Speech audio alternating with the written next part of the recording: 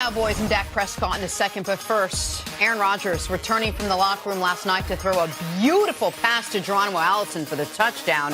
Unforgettable night for Rodgers. And while this was a throw only Rodgers can make in the league, well, maybe him and Patty Mahomes, that's a hell of a catch by Geronimo Allison. Yeah, that's a hell of a catch. Yeah, he just put Kyle Fuller on a poster just now. That's unbelievable play right there. And that was the moment I was like, I think the Packers are going to win this game. Seahawks, Chris Carson gets the handoff. Watch what happens next. Just clears a Broncos defender for a 24-yard gain. And watch this. It looks like that looks photoshopped there because he just keeps raising. Yeah. The slow-mo from behind, he just keeps rising in the air. What is Bradley Roby doing right there? Don't cut tackle. Try to get the guy on the ground. You can't go like that, even though you're a corner. New NFL rules, man. He's trying to go low. No. Bucs Saints, and what a game for Ryan Fitzpatrick. Just slinging it all day. This one-handed diving catch by Chris Godwin was incredible. Jenna, I know we've had a lot of post-show meetings about trying to cut down on some corny puns, but you can call him Fitzmagic today. He was Fitzmagic. Stop it. What do you mean stop it? Stop it. He was great. He was great. Fitzpatrick is great in a small sample size. That's what they said about Case Keenum. That's all I'm going to say. By the way, they were right. Did you see? Exactly. Oh, my goodness. All right, finally, fastest man in the NFL, Nick. Tyreek Hill with an unbelievable catch. What an adjustment. He ended the game with 3 touchdowns. Chiefs beat the Chargers. Go ahead. I was more impressed with the in cut that he took to the house. I mean, he separated from everybody on the Chargers defense. Oh, we'll have more on that later. But this is noteworthy because everyone knew he was fast. But going up and getting it, I once knew a man who said he wasn't a number 1 receiver. That man's name might be Chris Carter. Wow. Eat that, CC, in Miami.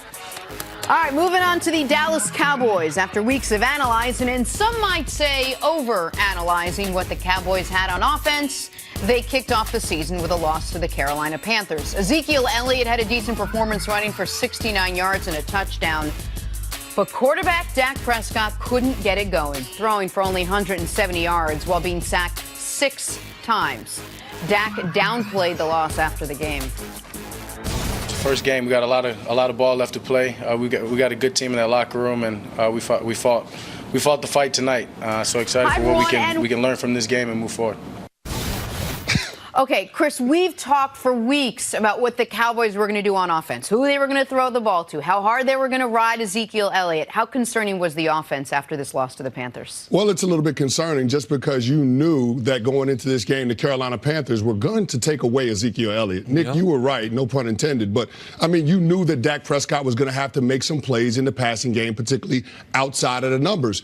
But Dak Prescott showed a lack of awareness in the pocket. He wasn't able to feel the rush. He started looking down at the guys coming to tackle him rather than keeping his eyes downfield at his receivers. And through no fault of his own, those guys couldn't get open to save their lives. And that's really where you have to start with the blame from the Dallas Cowboys not having a good performance yesterday. The front office didn't do a great job of replacing the talent that walked out of the door with Des Bryant and Jason Witten. I appreciate what Deontay Thompson, my former teammate, was out there trying to do yesterday, but Allen Hurns, Tavon Austin, those guys didn't come to the party. They've got to be able to help their quarterback by being able to get open in one-on-one coverage. Ezekiel Elliott can only do so much when he's running up against 8- and 9-man fronts. It comes down to those receivers being able to win one-on-ones. And if you're in an NFL uniform, if you're consistently getting one-on-ones, at some point you've got to be able to win those. The Dallas Cowboys skill position players weren't able to do that yesterday. Sometimes we spend all week talking about a game, and then I watch the game and I feel like an idiot.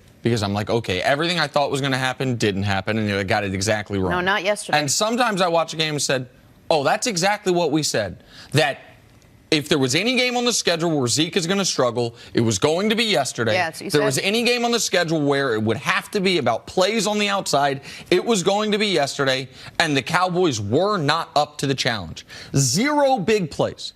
0 plays greater than 20 yards in the entire NFL game. Yep. Only 3 plays greater than 15 yards in the entire game. That's awful. And I understand Carolina has a good defense, but it is not, forget the 85 Bears, it's not even the 2015 Broncos. Like, it's a good defense, a very good NFL defense, particularly up front. But to have that level of ineptitude and for Dak to be under duress more than any other quarterback in the league yesterday. No quarterback was sacked a higher percentage of times than Dak yesterday. He was sacked 6 times, one of the most of his career as a Cowboy. And Dak wasn't up to the challenge. And I understand the receivers didn't help him out, but there were also some skipped balls, some balls that went high. And now I've got to ask myself and ask anybody, like, how good's Dak? It's a fair question to ask. It's not a one-game sample. We can go the last 10 games.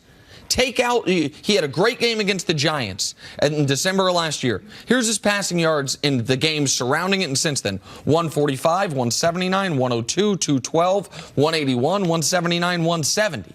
Like, and in the last half of those games, he had Dez, he had Witten until yesterday. Like, Dak has not shown me that he can even be an above average NFL quarterback unless the situation is perfect.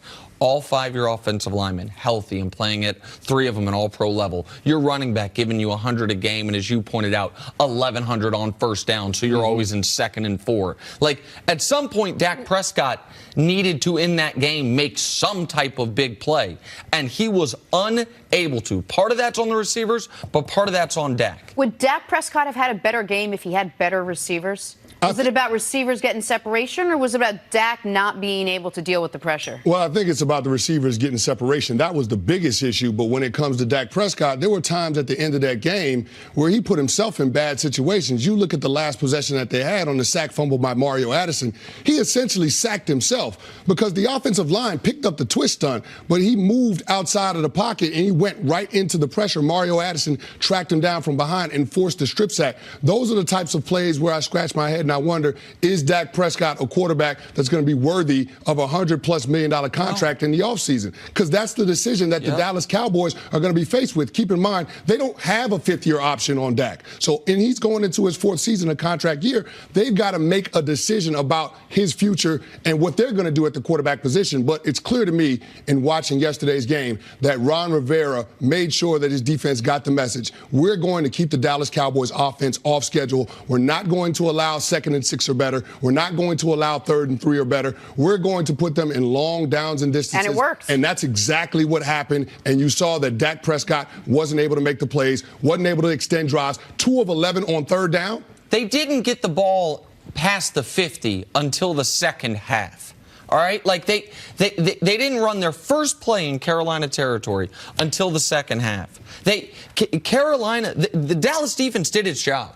Cam was under duress. They were injuring Panthers, not intentionally, but they lose the right tackle. Greg Olsen's in a walking boot. Like, Cam did as much as he could have, given the circumstances.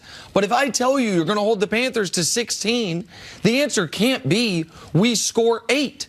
Like, I mean, it just can't be. They even the Panthers let them off the hook with the right guard blocked his own snap on the extra point. Yep. So instead of being 17-0 and the game essentially being over, it's 60-0 and you can squint hard enough and say, oh, 2 touchdowns, 2 two-point conversions were there, but they never had a semblance of an offensive flow. And yes, of course, Dak, they have totally unproven, dare I say, less than mediocre wide receivers.